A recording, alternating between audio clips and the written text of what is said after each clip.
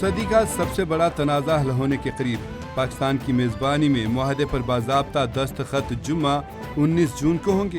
ایرانی نائب وزیر خارجہ نے کہا کہ ایرانی وفد کی قیادت اسپیکر باقر قالیباف کریں گے۔ امریکہ کی جانب سے نائب صدر JD وینس شرکت کریں گے۔ امریکہ اور ایران کے درمیان معاہدے پر دستخط کی تقریب کے مقام میں تبدیلی۔ تقریب جنیوا کے بجائے برجن اسٹاک میں 19 جون کو ہوگی۔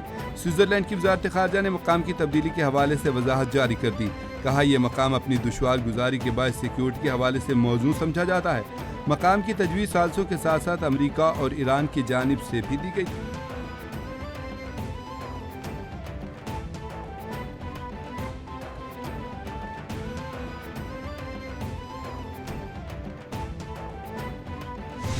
ایران سے منصفانہ ڈیل ہوئی، ان کا افزودہ یورینیم حاصل کرنا چاہتے ہیں۔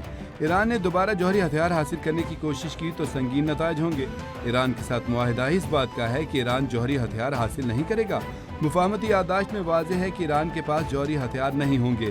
امریکی صدر ٹرمپ کی G7 اجلاس کے موقع پر UAE کے صدر کے ساتھ ملاقات میں گفتگو۔ کہا آبنا ہرمز سے کوئی ٹول ٹیکس وصول نہیں کیا جائے گا۔ ایران کے ساتھ ڈیل کے دوسرے مرحلے سے متعلق پیش رفت جلد متوقع ہے۔ ایران ڈیل کے متن جائزے کے لیے امریکی کانگریس میں بھیجیں گے، جلد میڈیا پر بھی آئے گا۔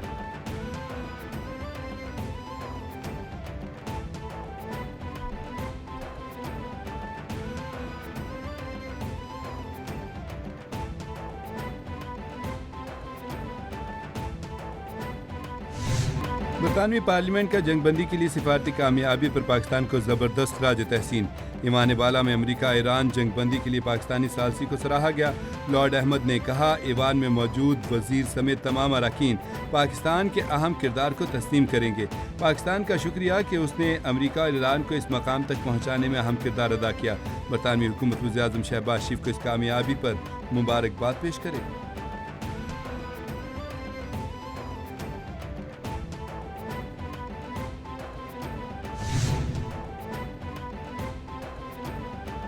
اسرائیلی فورسز نے امریکی دباؤ کو نظر انداز کر دیا۔ امریکی خبر ایجنسی کے مطابق اسرائیل کی جنوبی لبنان کے ضلع نبطیہ میں بمباری۔ اسرائیلی بمباری میں 4 افراد شہید اور متعدد زخمی ہو گئے۔ امریکی فورسز نے توپ خانے سے بھی کارروائی کی۔ میفدون میں 3 ڈرون حملے کیے گئے۔ 2 مارچ سے جاری حملوں میں شہداء کی تعداد 3826 ہو گئی۔ شہداء میں سینکڑوں خواتین اور بچے بھی شامل۔ جنوبی لبنان میں 10 لاکھ کے قریب افراد گھر بار چھوڑنے پر مجبور۔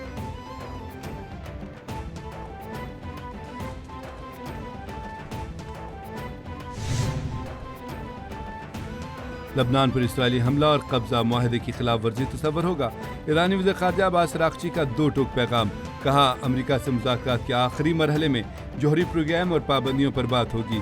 جمعے کو جنیوا میں امریکی ٹیم سے ملیں گے۔ مفاہمتی یادداشت میں ایک فریق امریکہ اور اسرائیل ہیں۔ ایرانی صدر مسعود پزشکیان کہتے ہیں کہ جمعے کو امریکہ کے ساتھ معاہدے پر دستخط کریں گے۔ مفاہمتی یادداشت خطے اور مزاحمتی قوتوں کے لیے باعث فخر ہے۔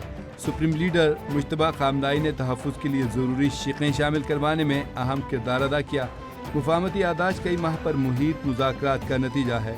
ایرانی عوام کے حقوق کا احترام ہمارے لیے اہم ترین چیز ہے۔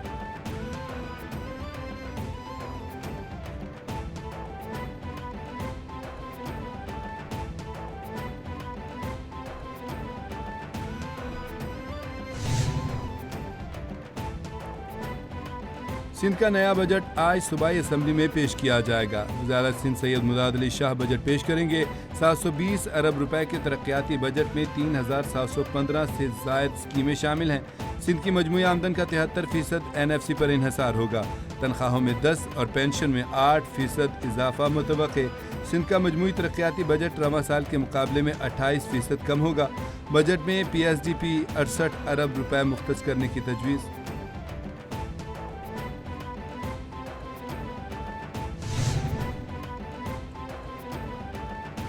نئے سال کے لیے بلوچستان کا بجٹ بھی آج ہی پیش کیا جائے گا۔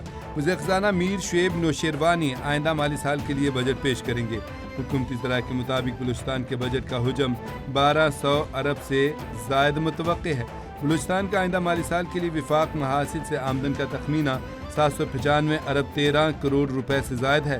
وفاقی حکومت کے اعلان کے مطابق سرکاری ملازمین کی تنخواہوں اور پینشن میں اضافہ متوقع ہے۔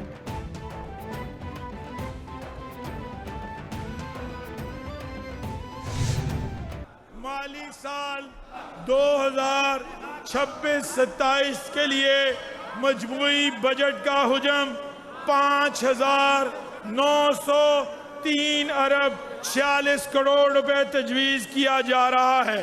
اس سال میں سرکاری ملازمین کی تنخواہوں میں 7% اضافہ کیا جا رہا ہے، جس سے تنخواہوں کا خرچہ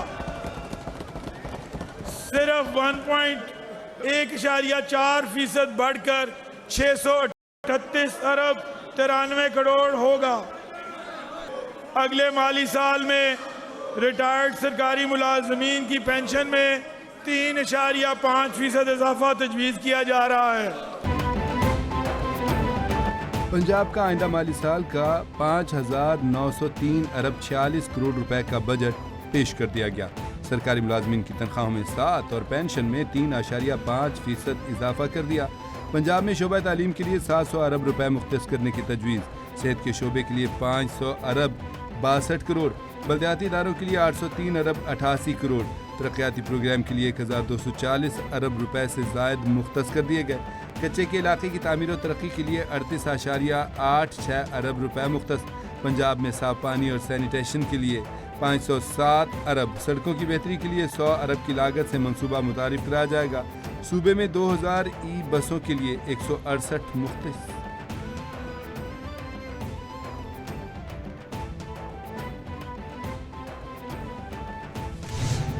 اللہ تعالیٰ کا شکر ہے، وہ وجہ ہے کہ یہ جو بجٹ ہے، یہ میرے لیے، میں نے جیسے پہلے یہ آپ کو بتایا کہ یہ میرے لیے آسان نہیں تھا، کیونکہ اتنا بڑا جو ایک اماؤنٹ سبٹریکٹ ہو گئی ہے، اور اس کے بعد جو ہمارے پرائیورٹی ایریاز ہیں، جس کے اندر ہیلتھ ہے، ایجوکیشن ہے، انفراسٹرکچر ہے اور سوشل سیکٹر ہے، وہ ظاہر ہے امپیکٹ تو ہوا ہے، لیکن میں نے پوری کوشش کی ہے کہ کم سے کم بوجھ جو ہے وہ عوام پہ ڈالے۔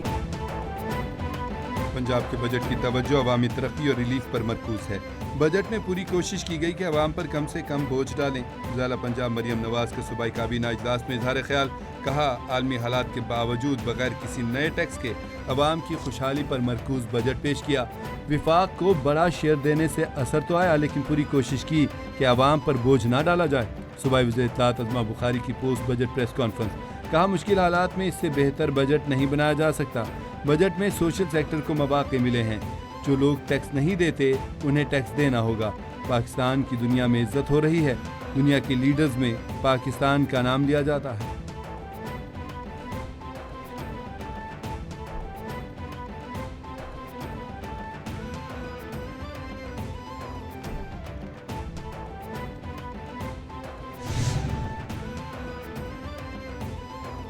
امریکہ اور ایران کے درمیان معاہدے کے اثرات، غیر ملکی خبر ایجنسی کے مطابق عالمی مارکیٹ میں خام تیل کی قیمتیں 3 ماہ کی کم ترین سطح پر آ گئیں۔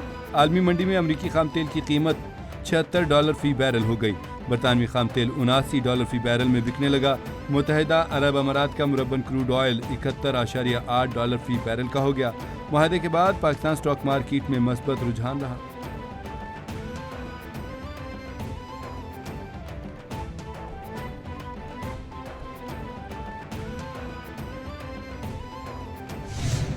ہم ہر چیز جو ہے ان کی تسلی کے مطابق کرنے کو تیار ہیں، لیکن اس کے عوض میں ہم ایک گارنٹی چاہتے ہیں، ضمانت چاہتے ہیں کہ ہم جو کریں گے اس کے بعد جو ہے یہ ان کی سرزمین جو ہے ہمارے خلاف استعمال نہیں ہوگی۔ ہمیں صرف یہ چاہیے۔ خطے میں پاکستان کو شاندار سفارتی کامیابی حاصل ہوئی۔ ایک سال میں پاکستان کو 2 عظیم کامیابیاں ملیں۔ وزیر دفاع خواجہ آصف نے کہا کہ فیلڈ مارشل سید عاصم منیر نے ناممکن کو ممکن کر دکھایا۔ بھارت کے خلاف جنگ میں ہمیں فتح نصیب ہوئی۔ ایران کے ساتھ سفارتی تعلقات میں بہتری آئی ہے۔ دہشت گردی کسی ایک پارٹی یا صوبے کا مسئلہ نہیں، دہشت گردی کے خلاف ہم سب کو متحد ہونا ہوگا۔ ایوان کا تقدس کسی صورت پامال نہیں ہونا چاہیے۔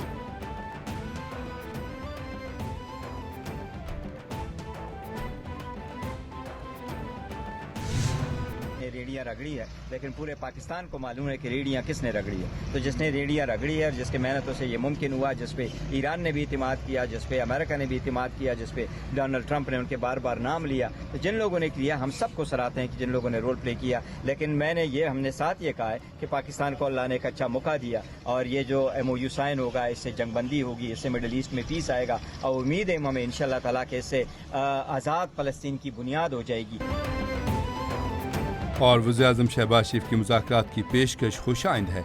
मुज़ाकरात की पेशकश ज़ुबानी जमा खर्च नहीं होनी चाहिए। चेयरमैन PTI बैरिस्टर गौहर का वज़ीर-ए-आज़म से शिकवा। कहा, वज़ीर-ए-आज़म ने अभी तक नेक नियति से अपोजिशन लीडर से हाथ नहीं मिलाया। बजट के हवाले से मुझे अपनी सूबाई हुकूमत, वज़ीर आला और कानूनी टीम पर एतमाद है। बजट पास करने के लिए बानी से मुलाकात ज़रूरी है। PTI में कोई फॉरवर्ड ब्लॉक नहीं बन रहा।